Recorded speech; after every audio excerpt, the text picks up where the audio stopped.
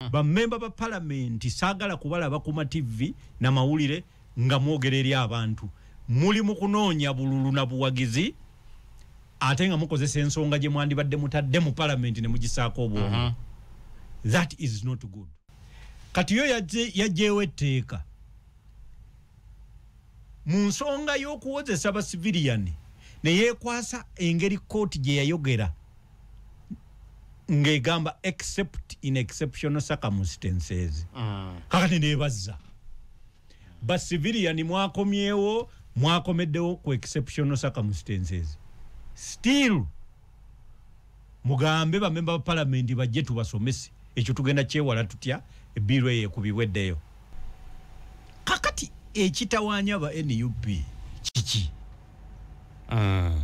nze sikiraba tebamanyi nakwawukana kati batuleetera byaki we bakolaganira babitubuulira ebibakolaganya batubuulirako lwaki bakolagana kati obutakolagana batubuulira byaki ebyo tebirina mugaso. That is not our problem. Problem yaffe keep quiet tunoonye engeri gye tujjako gavumenti tebutubuzaabuza gwe bwabaawo obutakkanya mu kibiina n'oyita bannamawulire kitegeeza bukulemye ndowooza nti tuyige engeri y'okwata obutakkanya. Yenze Haji Arun omusomi w'edduwa asangibwe Bulumagi ku luguudo lw'Ejjinja kola ku bintu ebyenjawulo ng'emuli endwadde zitawaanya abantu aba bulijjo kola kwabo bonna abalina ebizibu mu mukwano bw'oba olina ebizibu mu mukwano jangu gyendi neeyonera nsobole okumalira ensonga kola ku mikisa egy'emirimu kola kwabo abaagala okugenda ebweru muntu ng'okozesebwa amajiini okozesebwa saitwani ebyo byonna mbikolako osobola okukozesa ennamba z'olaba ku screen. Ndine Honorable Dr. Fred Mukasambire tunyumyamu ku nsonga era nga bw'ozuulya message mu kooti z'amagye sindikiddwa mu bukiiko bwa parliament aka defense. Dr. Mbidde waali ono mutukwandiza. Nange muganda wange Kungu sanyuse nnyo okusanga n'abatuuliriza nga bulijjo nze njagala nnyo okwebaza Katonda ate ne bannyini mukutu guno okulaba nga bagututeerangawo okusomesa ne bannaffe naffe okuyigirako. N'olwekyo mwebazibwa mwami Kungu namwe abaguddukanya mwebala omulimu gwe tukolera eggwanga lino. Wetuli gy'owulidde wiki namba n'ekitundu ndowooza tubaddeyo tutambula ensi yaffe nga bw'ogimanyi yo tekyukako. Waliwo omusajja omu yagamba nti the more we change the more things remain the same. Kakati ye Uganda the more we change the more things remain the same.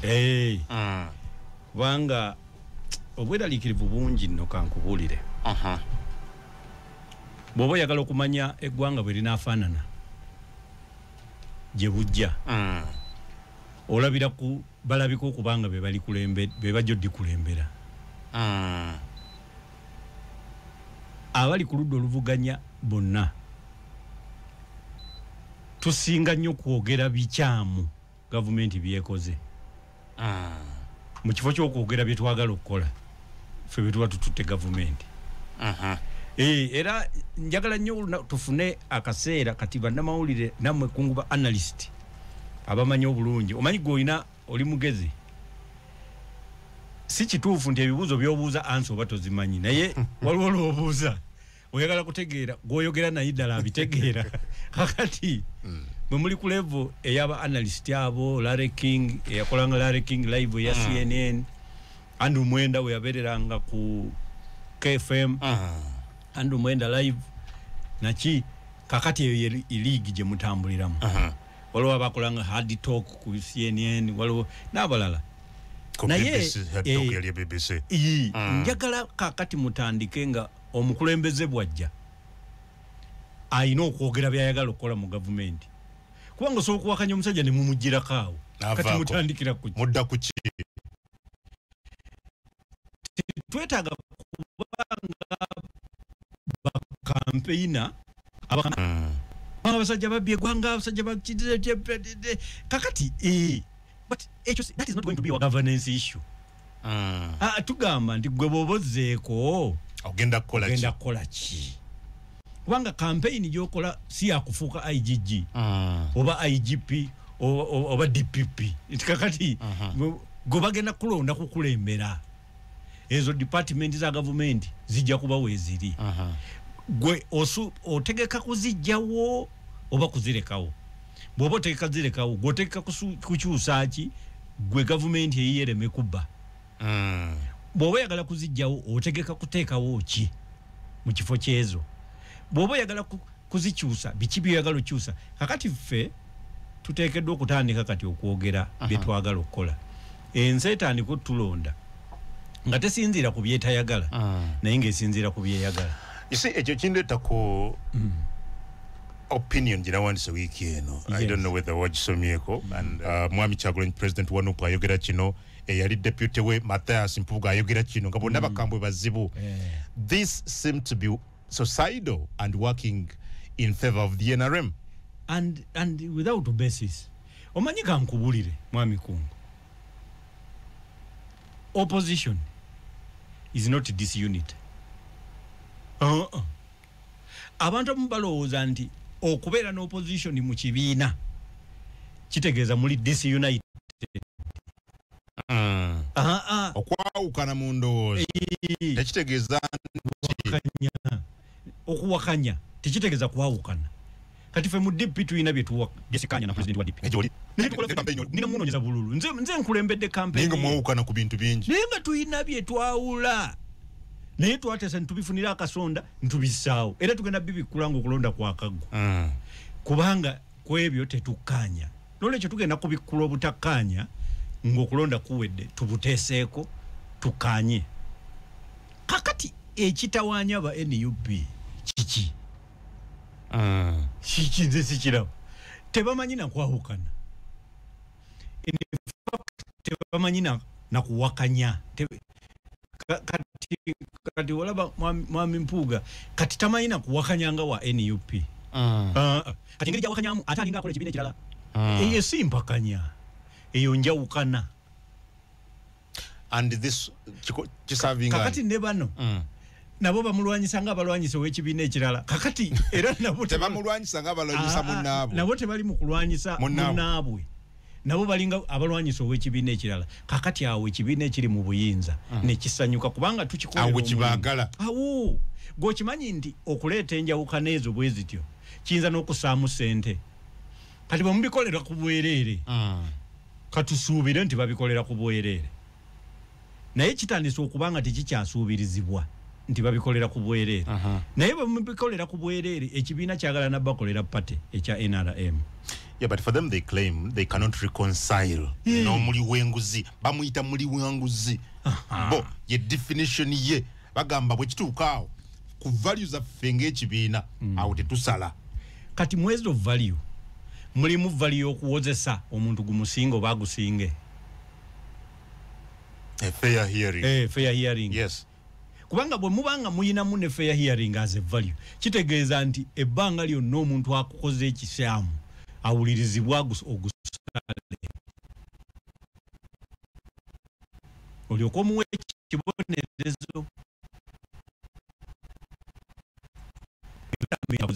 gavumenti nti bwebagikyusa ne bazaako endala so nga ye ebyayo tebikyuka muba mukyusiza emirimu egisuka mu 200 kakati olwo eno eya Uganda nga baagala agende bugenze muba mwagala kuteekawo emirimu emeka emirimu ng'emitwalo 3 kakati emirimu emitwalo 3 nga mmwe abantu 4 temusobola kukolagana mujjawo abagendo gibeeramu governance is a very big issue very big issue eringa njovu ne bwoba oli muli wa nyama enjovu toyinza gikuba mu ttama ogiryako bifi so wateekeddwa okubaawo enteekateeka esobozesa omuntu ng'otutte gavumenti okukola ne gw'otayagala kasita abanga waakolera asobolawo kyetaagisa kubanga for example when Bobi Wine Bwavena claiming nti Sewanyana yagamba nti gwe watusiba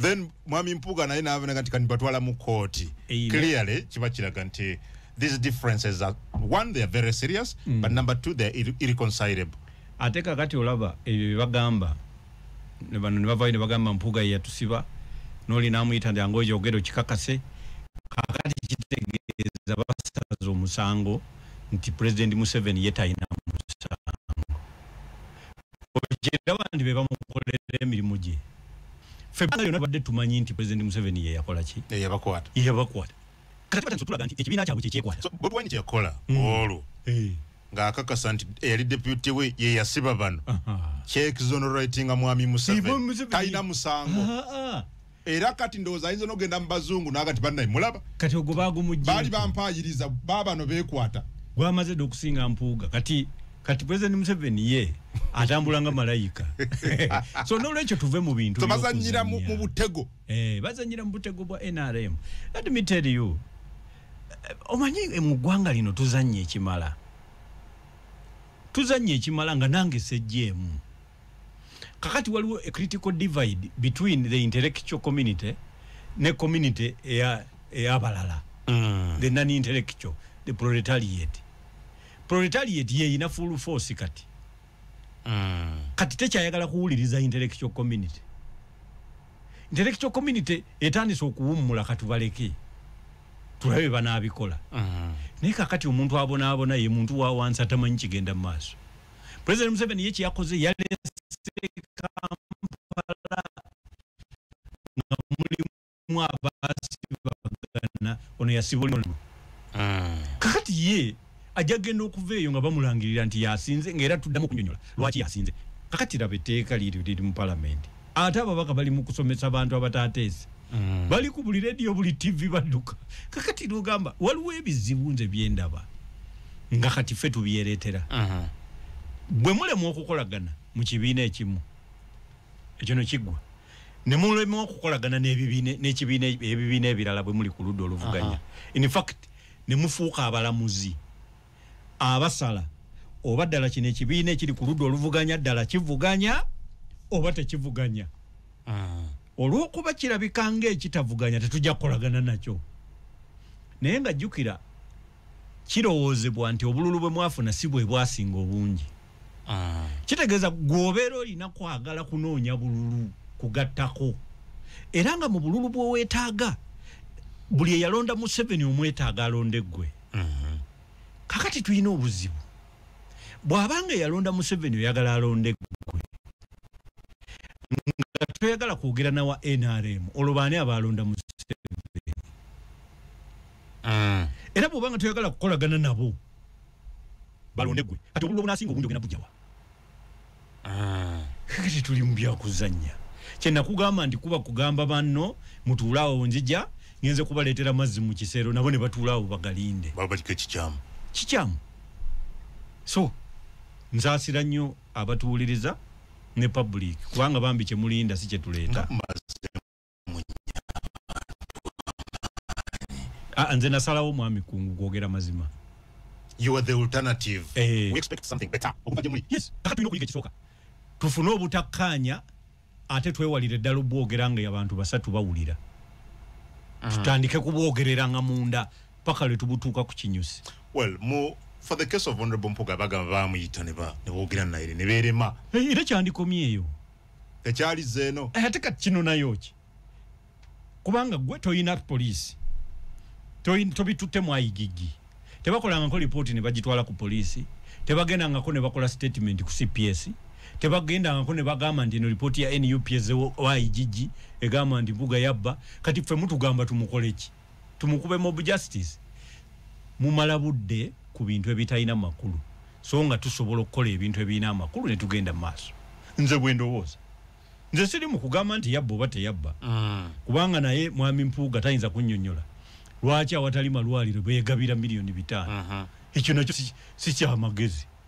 In fact bw'oba okebedde politics we naye yajjanga agamba nti abasibira mu bbwa abalyake abaki byeyalinga ayogerako si ye Mpuuga ono bw'asanga oli wa 2011 Honorable Mpuuga ono basobola okwekuba ekigo yajja akola ki yajja naye avumirira abalyake abeegabanya abasibira mu bbwa parliament yamuwa ne banne ba commissioners kati be yali avumirira bo bagendanga mu banka ne bazimenya bonna wabaawo institution ebawadde Era kubonna tewaliwo gwe baali bagambye eno banka bagireka terina luggi nedda buli kimu babaako empa gye beewadde naye ffe tugamba waliwo enkola mwe baayise okwegabana. Yes, ate baleme kutulaga omanyi kati ate naye mwami Mpuuga naye agenda n'atuleetera obuzibu ng'ayagala okufuuka omutuufu naye si mutuufu. Ffe kye tulowooza nti eyo ensonga eve mu public domain.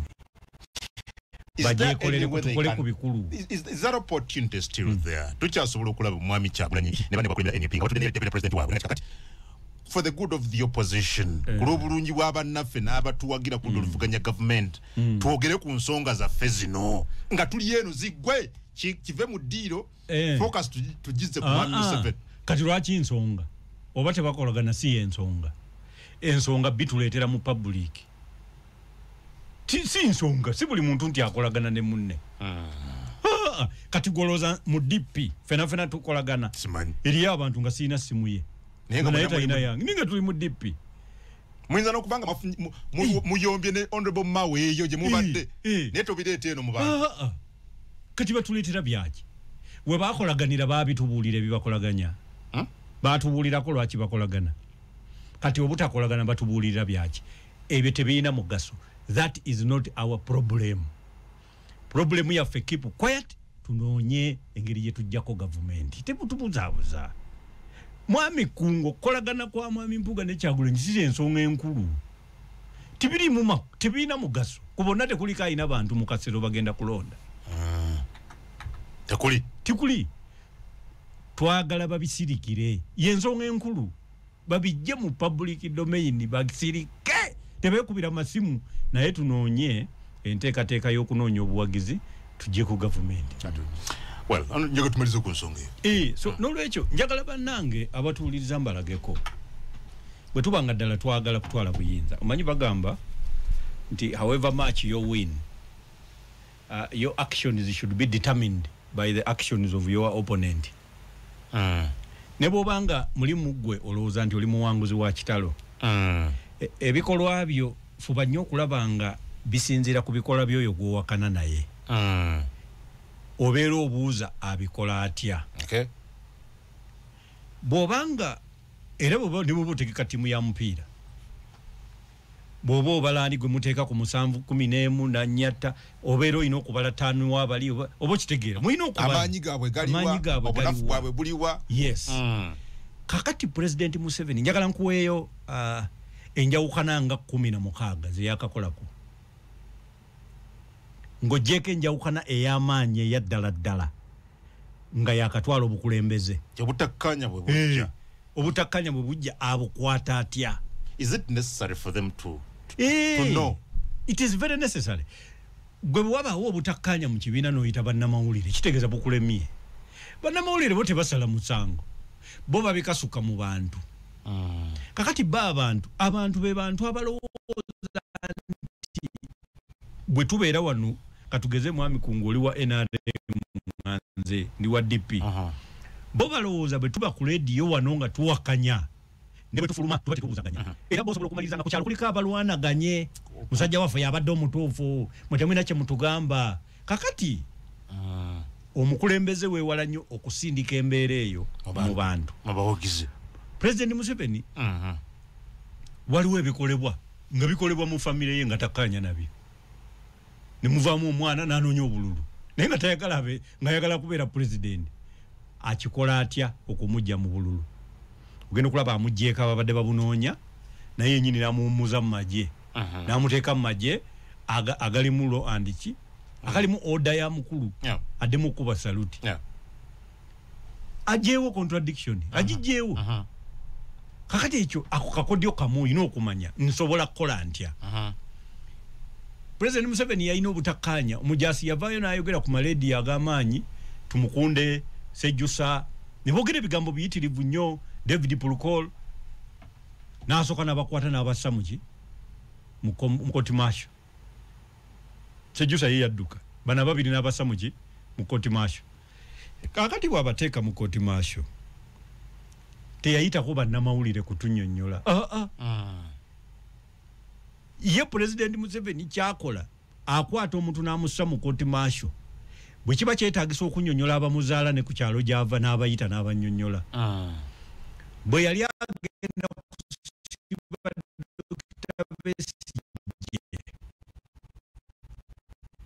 mu 2 mu kyalo okujja okwegayirira President Museveni n'omubuulira nti aleke omwana waabwe era namulika kakati oyo ye Museveni naye golooza abaamwagadde abaamulese buki bulesi kakati Tumukunde yamuggalira n'amala ate n'amaliza n'amwana obwa minisita era mu likodi mu ekiri era kati yeesimbyewo so nga yakolako ekibiina ng'ategese okukola ekibiina Forces for Change biki n'ebirala kati yeesimbyewo ku NRM ng'omemba wa parliament kitegeeza dda tulina baminisita oba bakulembeze mu NRM basatu abakyala tebakolagana naye ye president akolagana nabo bolaba vice president takolagana na speaker ate abo basatu toyinza ganti ne prime minister bakolagana bonna naye ye yakolagana nabo omuntu omu ye bonna bakolagana naye tabaka senti mwereko okusika omuguwa eyo njawuka naye akusatu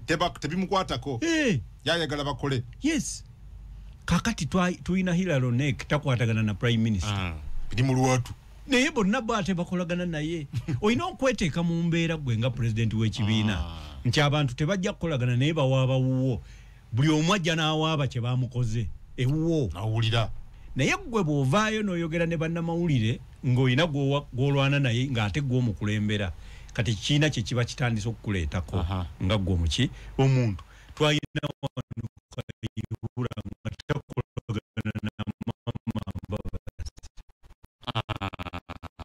mama Egypt State Defense Prime Minister naye nga IGP takolagana naye naye nga bobo nati balipotinga wani twalina aba security bajje no mugira ebiseera ebyo bonna nga tebakolagana na Kayihura naye nga buli ripoti y'omu agisoma naddira n'ateekawo Sejjusa nga takolagana naye namuwa coordinator of intelligence nga naye ripoti ze azisoma oba kitegeera bwotyo bw'okolagana katulina Twamirama takolagana na Tumukunde and it's open era lumu omwana wa Bright yali yeesimbyewo ku bavubuka nga yeesimbyewo nowa General Tumukunde General Tumukunde yavaamu nga mukubye n'amasasi mu kugulu those are family members naye tebakolagana kakati Sodo bwe yeesimbawo ne Sashi Kuteesa ako nako tekaali kangu naye abimaliriza atya waliwo at all times you must remain a solution bwe tolipotinga problem kati ogiripotinga wani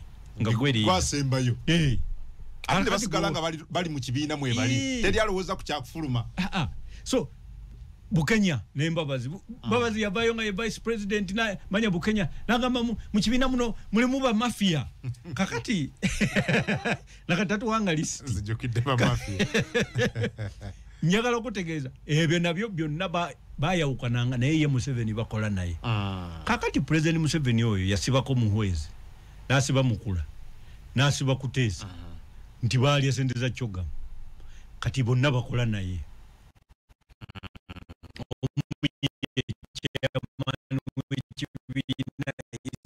tani yafu okulaba nga president bamukolako bulabe bonna jukira nga yabasiba Kutesa yemuko kali minister w'ensonga z'ebweru banga ddene n'atuuka okukoowa naye nga yazimbye ne church gy'oli abalamu Museveni n'agendayo twamugenye omukulu twalina abasajja wano waliwo Isaac Musumba yayawukanako ne partner we bamuyitanga Bahati naye naye ndoza ali ku level oba ya meja mu magye bakola kampuni bonna Isaac n'agibba oli n'amuwabira kooti zonna nzisala paka ku Supreme Court nga Isaac Musumba ye mutuufu kati ono n'avaayo n'awaabe wa president namugamba ffenna tuli baanabo naye nze naleeta sente zange bweziti noono n'aleeta bweziti ne tukola kampuni bweti kati nze yagindyako oli n'ayogera n'agamba nti oyo namuwangula paka mu Supreme Court ye president yakola kimu ye yajjayo emundu naga kakati gwe woono sente ze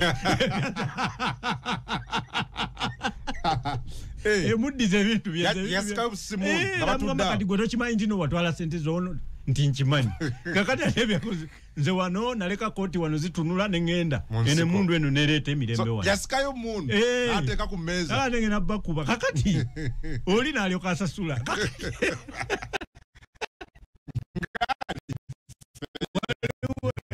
kati waliwo ebintu ng'olina okubaako n'engeri gy'okola ki gy'obimaliriza kyasajja kikulu kati gwe butakanya bw'alina nga bali ku nkola ya ngeri NUP gy'emuvuganyizaamu bwe baalangirira ebyava mu kulonda natunira pulezidenti wa Uganda ng'ekyamazima tali legitimate nga tayala nga olaba alayidde naye tayala era kooti yamala kugira bano ne bajjayo omusango ne alyoka afuna ka order ke n'alyoka atambula nagenda kagamba even the courts they even withdrew they saw they had no case kakati nga jazimba buzimbi legitimacy n'atandika okunoonya baani n'atandika kujjayo bantu abalowoozebwa nti ba artisti n'abajjayo ba full figure n'abajjayo buli gwalowooza nti yali akolerani Bobi Wine babajjo bona babiteksi bona n'abajjo kakati n'akolagana nabo naye olowooza yali abaagala teweetaaga kwagala omuntu weetaaga kukolagana naye kuba ekyokwagala kiri nakyo osobola okutunulira omuntu mwami kungu nga mutuufu tomwagala naye nga talina nakye yakkola nengo ino okukolagana naye naye bw'aba ayina rolo gy'asobola ozannya noga kati oyo asembere n'ayimuka okwogera mu lukiiko nga guwa mulonda naye n'otuno olya nga twagala kukwata bakamaliriza ddi bye kaliko naye ng'awo yasobolawo Pulezidenti Museveni bw'atyo baba muzeeyi ne Moses balwanyisa Pulezidenti Museveni mujja ku bukulembeze nze yatakyalaba kiro taswagoba mbata takola kika ye nyina ayogera mu lulimi lwe olwokuba kati obulamu bwe tebukyasobola kwogera kigambo ne kyatuka ayogera mu lulimi lwe kati ate ne wabaawo ataputa olulimi lwe mu lulimi lwe oba kitegeera najja kati ne wabaawo akugamba nti awo aba ategeeza naye ng'olulimi lwe lumu lwayogedde kitegeeza takyasobola naye akyaliko ate naye yazemu n'okwesimba we agenda kuwangula era namulabyawo ng'azina ne ngamba Mukama Katonda amuwadde omukisa kubanga okubeera nga ne bw'oba tonneenyeenya obeera ogendera ku luyimba kyekintu Katonda wamutadde yessamu amutadde naye akyali mukulu akyali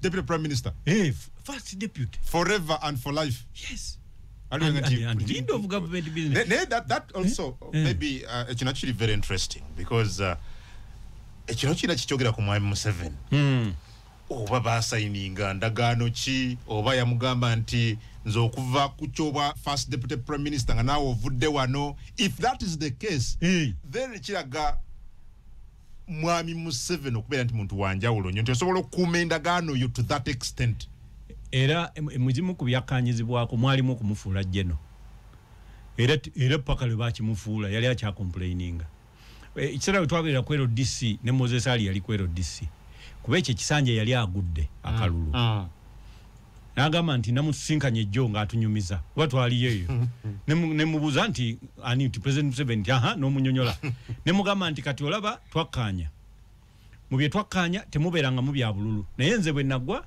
kato kyamanyi nalidde ki tobukyamanyi oba mbeera wa oyinza okyogamba nti okyali muganda wange era President Museveni n'alayirirawo n'agamba no gwe maliriza okusoma nze nzire mu nkuwe era paka kati okuva 2010 kakati myaka 15 tanava ku main course n'amaliriza okusoma first deputy prime minister mpaka kati so n'olwekyo sitwagala ate tutandike kulaga President Museveni nti ate ye mulungi kuffe kubanga tugenda kukola mistake ezirowoozesa abantu tetunatuuka so nga tetukoze mwe abaali badde batunulirwanga abalina ebirungi okusinga kwakuta obukulembeze nti ate mmwe babi nnyo okusinga oli gwe mwagala okuggyako yalwananga n'amagye yalwana ag'Amini naye ate n'amaliriza nga abamu ku bajaasi b'Amini ali nabo Bakatumba Wamala Bakasirye Eggwanga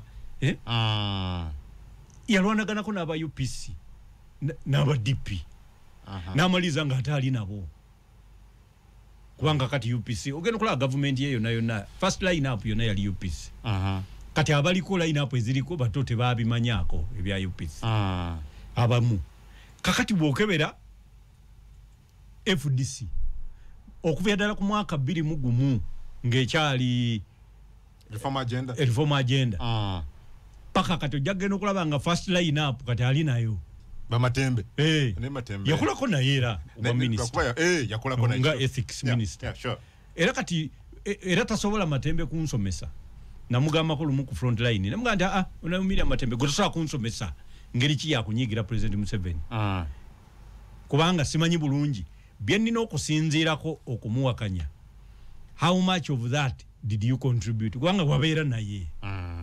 Kati tuba tutandikira ku mwaka ki paka ku mwaka ki. Toyinza gamba nti tuvunaanira ddala full force. Nga byonna oli toli guilty. So n'olwekyo nze ndowooza nti tuyige engeri y'okukwata obutakkaanya. Lwaki kuba mmwe bennyini direct. Ekyokubiri gwe muvuganya gy'abalaze nti wanjawulo nnyo. So kati mulekera okuteekawo embeera ereetera ababawagira kulowooza nti ate bano betuliko banafu nnyo n'okusinga oli. N'okusinga oli. Ekyokubiri nti ate oli amanyi bulungi nnyo okukuuma butebenkevu ate okusinga ffe. Kubanga eggwanga likuumibwa butebenkevu. Obutebenkevu tebuteekebwawo nga businziira ku kwagala. Butebekebwawo nga businziira ku bwetaavu obubeera buliwo. Nti amagye tosobola kugakuumira kubeera nti gakwagala nnyo. Kyova olaba nti tosobola kukulembera nga tolina intelligence network. Lwaki obeera naye? Tolina kuba na minisita nga kisoboka. Tosobola kuba na balamuzi ng'olinayo emisango gya gavumenti egy'okuntikko nga tomanyi byeboogera. Tewaliwo judgment eyinza kuyisibwa nga gavumenti tennagitegeerako nga egiyinamu interest. Ebe etegedde okuva ku research assistant, etegeera okuva kwa typinga, egitegeera. Kugamba they know. N'olwekyo olina okubanga buli kibye okimanyi. Naye ate si byokozesa okusalawo byonna alikola. Owuliriza Radio 4 mu makaago ku mulimu gwo na wonna wuli. Radio ulukumina matooko. Radio 4 Ensusuzi.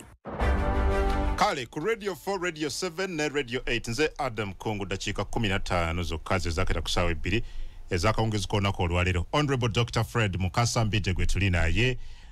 Twogere mu parliament. Buli kawaayo kamenya etteeka ki era lwaki tekalina kuyita. Through debate. Bammemba ba parliament saagala kubalaba ku TV na mawulire nga mwogera eri abantu. Muli mu kunoonya bululu na buwagizi ate nga mukozesa ensonga gye mwandibadde mutadde mu parliament ne mugisaako obwongo. That is not good. So n'olwekyo saagala era abatuuliza njagala tutandike ndoza n'obba kuba mob justice. Bammemba ba parliament eno eya Uganda. Okubawulira ku maleediyo nga bazze kunnyonnyola ffe mubagambe muddeyo mangu mu parliament mwogere mumalirize ensonga y'etteeka. Abamu no boogera bwogezi naye tebamanyi gavumenti yakoze obukodyo mwami Kungu. Omanyi etteeka lino libadde ne regulations zaalyo. Kati yo yajjeewo etteeka mu nsonga y'okuwozesa ba civilian ne yeekwasa engeri kooti gye yayogera ng'egamba except in exceptional circumstances. Kakati neebazza ba civilian mwakomeddewo ku exceptional circumstances. Still mugambe bamemba ba parliament bajje tubasomese ekyo tugenda kyewala tutya ebbiiro eyo ekubibweddeyo. Kuba kakati tulina kyakola badduka ate waliwo abaleekaanyi bayiza n'okuba meeting kati ku byalo ewaabwe abantu bannansi bootawaanya kati bakusindika oteese ate okomyewo okuteeseza mu bbo. Genda mu parliament oteese. But they said they don't have the numbers. Ate numbers ezogera kyogamba abantu bonna mubeera ku muzindalo olunaku akaseera bawulirizibwa opposition ebirowoozo byabwe biyinza obutaweebwankizo because parliament works on numerical strength. Ekyo tukimanya kubanga njagala okutegeeza mwami Kungu si kituufu nti ababaka 5 boogera olunaku lumu. So enamba si yeekola. Bwe babanga buli mubaka bamuwadde eddakiika 5 kakati mu ssaawa 2 mulimu eddakiika mmeka? 10 mwaga gabiza mu 5. Kitegeeza ababaka 20 bokka be balina okwogera mu debate. So temutulimba nti ababiri tebawera. Ne bw'ogatta UPC ne DP osobola ofuna 2 ne FDC ina 2 NUP naye ina 2. So ekyennamba si kyekikulu ku kudebatinga n'okuteeka ebintu ku Hansard. Omugaso gw'okuteeka ebintu ku Hansard kituyamba ne tuba tuddayo mu kooti okubikozesa. Naye bali ku radio ne TV.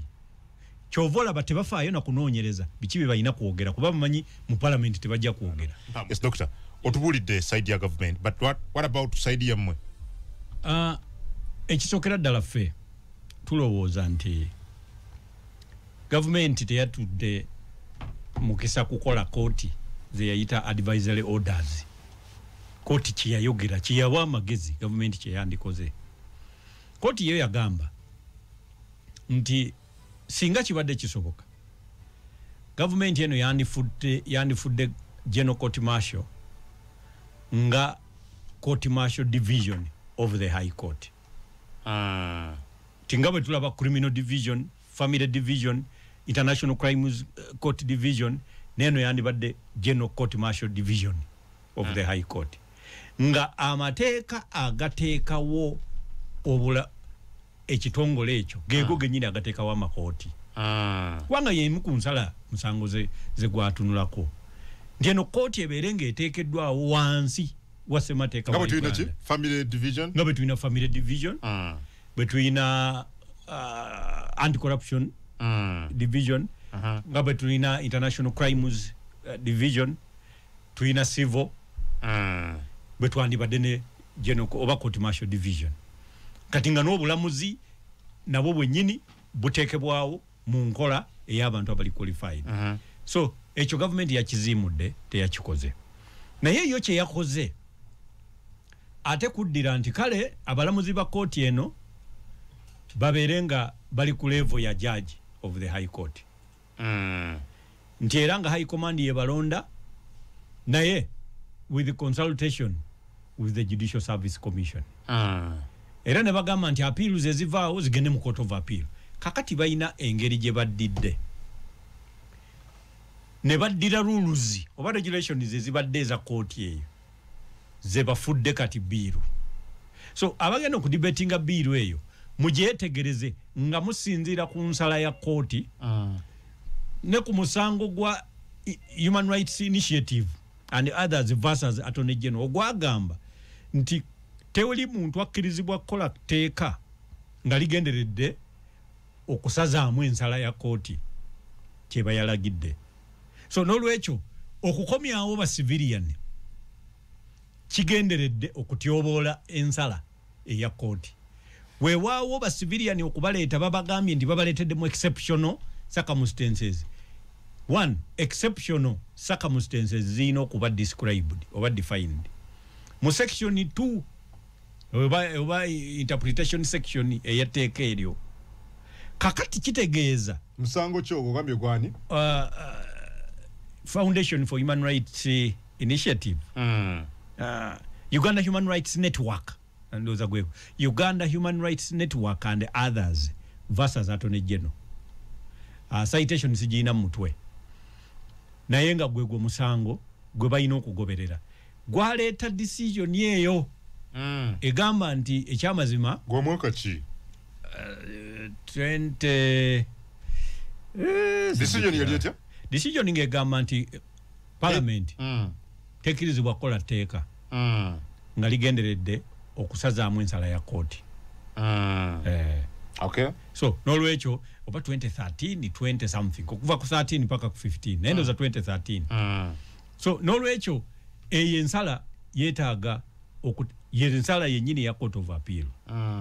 Parliament terina buyinza bukole ebyo ebimu byeyagala okukola. Naye omuntu asobola obbiwakanya olina okuba nga olina obumanyi ng'osobola okujja ebyali mu nsala n'obiteeka ku minzaani n'ebireeteddwa mu bbiiru n'olyoka okola debate esazaamu obuyinza Parliament bwe yeewadde okuddamu etteeka lino mu ngeri gyeyagala oddiddamu. So n'olwekyo ekyo kikolwa kya bukugu mu mateeka. Si kikolwa kya bukugu mu nsonga ndala yonna okuggyako amateeka. N'olwekyo bannamateeka mwenna abali mu Parliament y'eggwanga njagala mukola omulimu guno mu ngeri ennungi era ennuŋŋamu. Muteeke debate ku Hansard nga bwe bagaana tugenda buterevu mu kooti okuddayo ng'ate tukozesa ne Hansard eyo nga evidence oba nexture.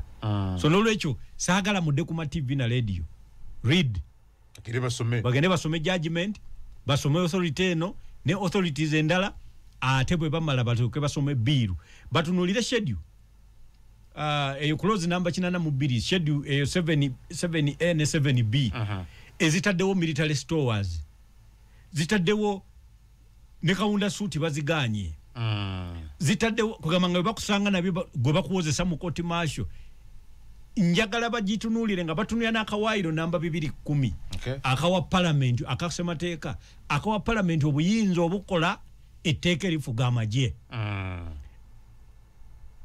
ne bw'oyambala ebyuma wenna ng'olinga robot tosobola kufuuka munnamagye tekisoboka ne bw'ovuga tanka APC n'ogiyisa mu street wano eyo si engeri gye bali kuluutinga munnamagye n'olwekyo obeera tofuuse kitegeeza ne bw'okola omusango toyina kugenda mu disciplinary committee ey'amagye kuba toli munnamagye yes kubanga akawaayiro kali 210 okujjaho nga baagala kukakyusa ko kaayogera ku discipline of the UPDF kati bw'obanga ekigambo discipline oyagala kikola mu kooti kitegeeza era oyongera okuwakanya ensala y'omusango kubanga kooti si kyeki disciplinary eyo yandibadde disciplinary committee si kooti masho oba kooti oba buyinza tebabuyina mweri eryetteeka teririna buyinza buleeta kooti eyo ensala ya kooti so n'olwekyo tulowooza ti parliament ejja kuba nga ekozesezza obuyinza bwetayina era nayo bagikebereko bagitegeere kuba kakati gwe okuyita military stores n'ogamba nti ne mundu kubanga military stores bw'olaba lisiti eno lisiti gye bataddewo mu schedule kitegeeza ne mundu AK47 ne pistol zetukkirizibwa ate okufuna ne tufuna ne license ate we bakusanga nazo kitegeeza osobola okuwoleza mu general court march kakati kitegeeza ebyo byonna bikyamu njagala babaka abatali bannamateeka mugende mu babaka bannamateeka mubeebuuzeeko kuba abalonzi tebalina kye basinziirako nga balonda mugende bannamateeka babatendeke mukole debate kufuya parliament ekyababaka okubeera nga bangi mugende okutuuka okuba akalulu eno debate ebewedde n'olwekyo bwe muba mubitadde ku Hansard ne bwe muba batono naye nga bye bituufu ebyo tubikozesa ate bwe tugenda mu kooti okuddamu era odisazaamu nga bwe twasazizaamu lino ekyokubiri abo abasima omusenyu tulina etteeka ne ma act kati bakawozesa emisango giwerera ddala bakasingisa emisango nga 145 illegal sand mining, illegal salt mining, illegal encroachment on lakes. Ekyo kyonna misango n'olwekyo mumuwabe ku poliisi kubanga gavumenti gye mwalonda mugisuubira okubanga ebitongole byayo byonna bikola. Bwe mubanga mulowooza nti tebikola kati mujja kulonda endala efune ebitongole bikola. Oba mukayane paka eno bwetereeza bye mulina okukola ki. Naye nga ebbanga lyonna buli kintu ekyo amenya amateeka aba avunaanyizibwa butereevu okuvunaanibwa. Kati tugenda kukomaano.